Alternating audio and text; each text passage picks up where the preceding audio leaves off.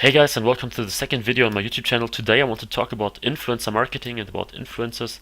Many people contacted me and told me that if I could make a video about influencer marketing because it's a very popular marketing strategy. And so today I want to talk about what influencer marketing really is and what influencers are, the advantages of influencer marketing compared to very basic Facebook advertising or Google AdWords, regarding cold traffic, warm traffic, brand awareness, and stuff like that. I want to talk about the differences between big and small influencers, prices, how to approach them, contacting them, making the right offer for them so that they work with you, and retargeting and branding as a whole. So these are the topics that I want to cover today in this influencer marketing basic video. So let's just get started. First of all, what are influencers and what is influencer marketing? Influencer marketing is a marketing technique where you pay people with a certain audience, whether it's on social media or with blogs or websites or whatever. You pay people with a certain audience to promote your products or services. So you can think of it as paying someone that he makes a Facebook post about you or that he makes a blog article about you or your business. And by doing so, you get, of course, traffic, but you also get usually high quality and warm traffic. Because I chose this Lena Damon here as an example. I just found her search browsing around Instagram, and she's an example of a typical influencer because, as you can see now, Dutch, 20 years old, 35,000 subscribers. This is in German here. She has a pretty engaging account. So as you can see here, 6,000 likes, while she only has 35,000, only compared, of course, to this huge few million subscriber Instagram accounts. So she has a pretty engaging audience, 6,000 likes, 5,500 likes, almost 5,000 likes, and a lot of video views, so 26,000 plays, even though she has 35,000 subscribers. So these are very nice stats. And one of the very big advantages, maybe the biggest advantage of influencer marketing, is that the traffic that comes from influencers, or the traffic that influencers have, so their audiences, they are not cold traffic. They don't need to be pre-qualified in such an extensive way as people from Google AdWords or from Facebook ads, for example.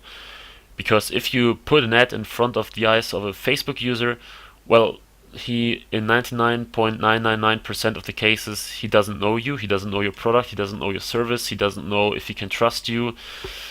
Usually you have a lack of social proof, a lack of trust, a lack of many things. And influencers overcame this obstacle already. So if I click on one of the pictures, the people who follow her, I assume that's a lot of girls following Lena. They do all these nice comments and hearts and emojis and I like you, I love you, you're the best, blah blah blah. So you see that the audience is really engaging and they are also really liking her. So for a lot of her followers, she's some kind of idol. So I don't want to exaggerate this now, but many people will really like her and say that maybe she's some kind of idol for them, or that she has just such an awesome style, and so people follow her because they're interested in her and because they like what she's doing. And this means, on the other hand, that if she promotes a certain product, and that if she shows her audience a certain product or service, the audience is much more likely to pay attention to this product than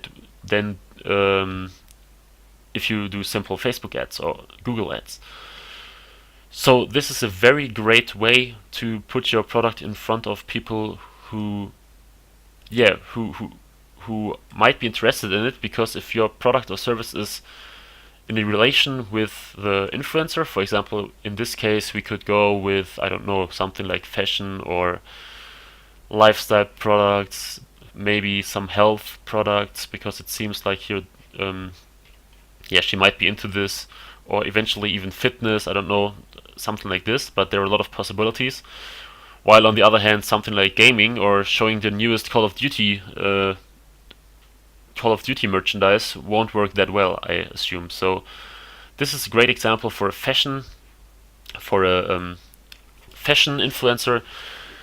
Yeah, and this is already one of the biggest, if not the biggest advantage of them. So you can really get this warm traffic for your store, and this is a very great way to advertise.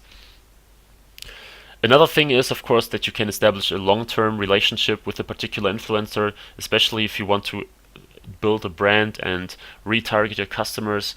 And yeah, if you want your customers to get in touch with you on a regular basis, it is great to have a post somewhere in the influencer's profile where they might stumble upon a lot of times. And yes, this is just a great way, besides all this metrics and statistics and split tests and optimizations in Facebook and AdWords, for example, because this is more natural, and this feels more natural than a simple ad with a short description, a short call to action, and a small picture. Because something like this, if she promotes your product here now, for example, the trousers or something like this, well, then it looks way more natural than in a simple and artificial kind of ad. Another thing that is very important for many people is to distinguish between big and small influencers, because many people say that influencers below 100,000 or 200,000 subscribers don't make any sense, but I strongly disagree. First of all, as you can see, Lena here has a lot of engagement, so much more than any bigger influencer would have. And it's also yeah, it's a very common formula that influencers with a low amount of subscribers compared to these with a higher amount of subscribers have a lot more engagement. So let's say I find someone with 3.5 million instead of 35,000 subscribers, so 100 times the amount. Well, I'm pretty sure that he or she won't have 500,000 likes on his pictures, right? So he or she might have 100 times more subscribers, but maybe only 10 or 20 times more likes and comments and stuff like this. So you see, the smaller influencers are way better for personal branding and for personal engagement, because people feel like the whole account is more personal. I assume that she's also answering questions here and there, and she's commenting, and the people just feel closer to her than to a 15 million subscriber celebrity. And so the whole atmosphere gets more personal and more in-depth. The prices you pay for influencers can change a lot and can vary a lot, depending on the size, but also depending on their previous expectations and experiences, and their also their engagement. If they know that they have a very engaging audience, they know that they can also charge higher prices. You can never say which prices are good in general. You always have to check out the individual influencer. In this case, since has a very engaging audience, and well, 35,000 is not that bad, so it's quite a good thing. And taking into account that she has this very natural style account, and this would be a good account to advertise fashion or something like this, I would say that you could easily pay like 100, 200, or even a little bit more for a real engaging post. I assume that she's somewhere in this range with her account. I doubt that she charges more than like $250 or something. And of course, there are different ways of offering compensation to these influencers. First of all, the normal fixed payment. This is the most common way, of course, and many influencers only will do business with you for this specific compensation. The other possibility is free products. So if you have a specific product that might be interesting for the influencer, you might also offer this product. But you will have to take into account, of course, that the influencer will never do business with you for a cheap $5 AliExpress product. So don't contact Lena now with your $3 women t-shirt from AliExpress, maybe in the wrong size and taking 40 days to ship to her home. Then she says, okay, thanks you, but bye. Or more likely she won't even open your email if you offer something like this. So make sure that if you offer a certain product, a free product, that the product is also somewhat expensive, somewhat high quality. Would be even better if it's branded, of course, and yeah, just make sure that the product is really interesting for her and not just a way to make the whole thing cheaper for you. So it should benefit both of you. And the third thing is that you can offer commission-based payments. So, for example, you give her a coupon that her visitors and her audience can then use on your website to, yeah, get a special discount or something like this. And every time someone redeems that coupon, she gets a payment from you. Or you make a cookie tracking system so that people who click on her links, for example, if that would be a link to your business, if people click on it, your cookie tracking system would track it back to her, and you can make payments for her. So these three possibilities. Of course, you can always twist them and create new ones, but these are the three common basic types of compensation for influencers. Usually I do a mix of all of them, so I've done some free products here and there, and it was quite successful, mainly for raising brand awareness, but I also did fixed payments and commission-based payments, of course. Just be aware of the fact that people won't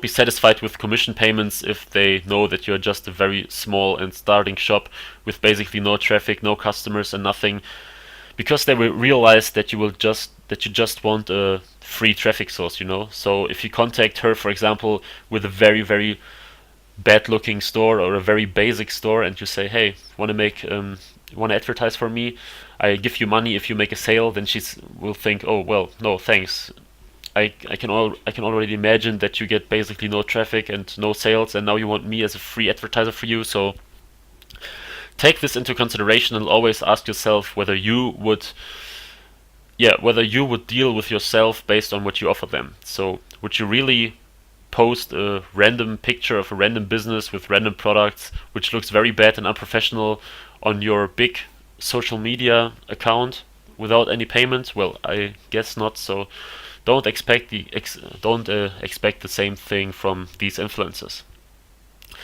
And the last thing I want to tell you about this is that influencers are really great for branding and retargeting. Because, first of all, the thing that influencers post, at least most of the time, will stay on their account forever. So, as long as you don't make an agreement like just posting for 24 hours or something like this, it will stay on the account the whole time. While for Facebook ads, you have to pay all the time to show up. But if people browse their gallery, for example, they can still stumble upon your product. It doesn't happen that often and all the time, but it's still an advantage compared to real PPC marketing. So this is the one thing. And the second thing is that people start to connect your brand to the influencer if you have a long-term relationship with them. So for example, if I would do business with Lena every 2 weeks now, and she posts a picture of my, I don't know, fashion handbag every 2 weeks, along with a very nice picture with a nice text, then at some point people would recognize her as a figure of my business and as a figure of my brand. And this is a very nice thing, because people who like her are then also much more likely to interact with my specific brand, because they know, okay, Lena, she is the face of best luxury handbags. I don't know, however your brand will be called. This is a bad example now, but yeah, you know what I mean. And this is a really great way to engage your audience and to get further high quality and highly relevant traffic to your store. So I hope this was informative for you, and I hope that you learned something, even though it was a very basic kind of tutorial. But I first want to give the basics before I dig deeper then in several fields. So the next videos will be about marketing as well, advertising, marketing strategy. I also have some interviews scheduled with big people in the e-commerce scene, like the CEO of Oberlo, some other major Shopify store owners, and more. So there are a lot of very interesting interviews which will show up in the next time. So make sure you subscribe to the channel if you want to get a lot of highly professional insights about the topic. And yeah, I hope you liked the video, and see you next time. Bye.